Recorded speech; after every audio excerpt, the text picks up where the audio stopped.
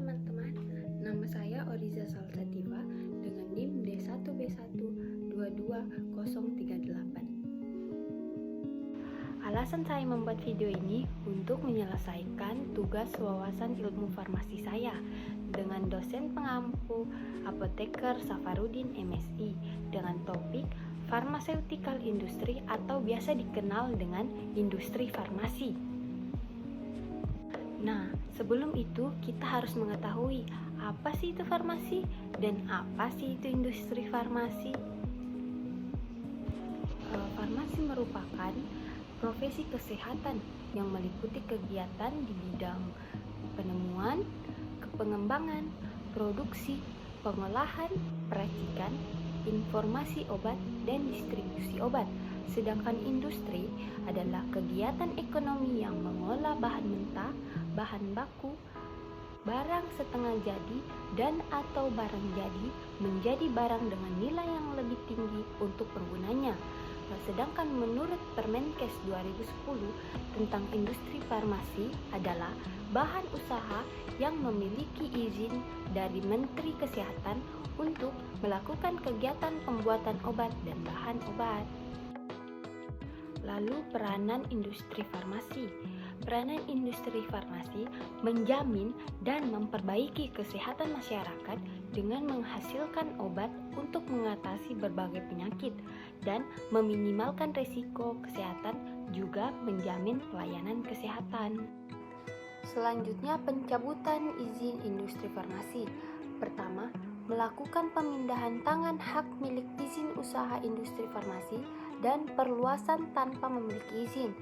Kedua, tidak menyampaikan informasi mengenai perkembangan industri secara berturut-turut atau dengan sengaja menyampaikan informasi yang tidak benar. Ketiga, melakukan pemindahan lokasi usaha industri tanpa persetujuan tertulis terlebih dahulu. Dan keempat, dengan sengaja memproduksi obat jadi atau bahan baku obat yang tidak memenuhi persyaratan dan ketentuan yang berlaku atau obat palsu. Dan yang terakhir, tidak memenuhi ketentuan dalam izin usaha industri farmasi. Next, CPOB atau cara pembuatan obat yang baik adalah suatu konsep dalam industri farmasi mengenai prosedur atau langkah-langkah yang dilakukan dalam suatu industri farmasi untuk menjamin mutu obat jadi yang diproduksi dengan menerapkan good manufacturing practice. Tujuan CPOB itu sendiri adalah untuk menjamin obat dibuat secara konsisten, memenuhi persyaratan yang ditetapkan dan sesuai dengan tujuan penggunaannya. Dan CPOB juga mencakup seluruh aspek produksi dan pengendalian mutu. Mengapa sih CPOB itu dibuat? Cara pembuatan obat yang baik dibuat untuk meminimalkan risiko pada produksi farmasi, antara lain terkontaminasi, kedua, gangguan kesehatan, ketiga, kematian, dan yang terakhir, label yang tidak benar dan adanya bahan aktif yang terlalu sedikit atau berlebihan yang mengakibatkan pengobatan tidak efektif dan dapat menimbulkan efek samping. Nah, persyaratan dasar dari CPOB terbagi atas 4. Pertama, semua proses pembuatan obat dijabarkan dengan jelas dan dikaji secara sistematis. Kedua, tahap proses kritis dalam pembuatan, pengawasan proses, dan sarana penunjang.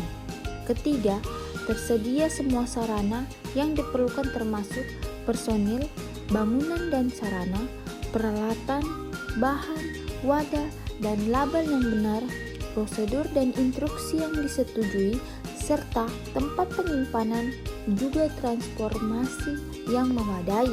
Dan yang terakhir, proses dan instruksi ditulis dalam bentuk instruksi dengan bahasa yang jelas.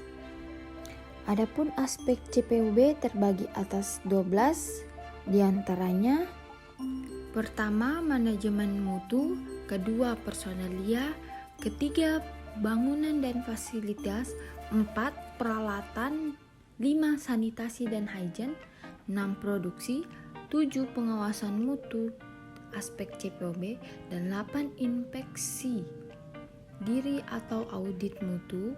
9. Penanganan keluhan terhadap produk, penarikan produk, dan produk kembalian. 10. Dokumentasi. 11. Pembuatan berdasarkan kontrak dan analisis. Dan yang terakhir, kualifikasi dan validasi. Next, peran apoteker di bidang industri farmasi seperti yang disarankan oleh WHO, yaitu 8 Star of Pharmacy yang meliputi apoteker sebagai pemberi pelayanan dalam bentuk informasi obat, efek samping obat, dan lain-lain kepada profesi kesehatan. Kedua, apoteker sebagai pengambil keputusan yang tepat untuk mengefisienkan dan mengefektifkan sumber daya yang ada di industri. Yang ketiga, apoteker harus memiliki kemampuan untuk berkomunikasi dengan baik secara lisan maupun tulisan. Keempat, apoteker sebagai pemimpin yang berani mengambil keputusan dalam mengatasi berbagai permasalahan di industri dan memberikan bimbingan ke bawahannya dalam mencapai sasaran industri. Kelima, apoteker sebagai pengelola seluruh sumber daya yang ada di industri farmasi dan mampu mengakumulasikannya untuk meningkatkan kinerja industri dari waktu ke waktu. Dan yang terakhir, apoteker belajar terus-menerus untuk meningkatkan pengetahuan dan kemampuannya. Nah, itulah tadi video tentang pharmaceutical industry atau industri farmasi. Kurang dan lebihnya mohon dimengerti. See you next time. Bye.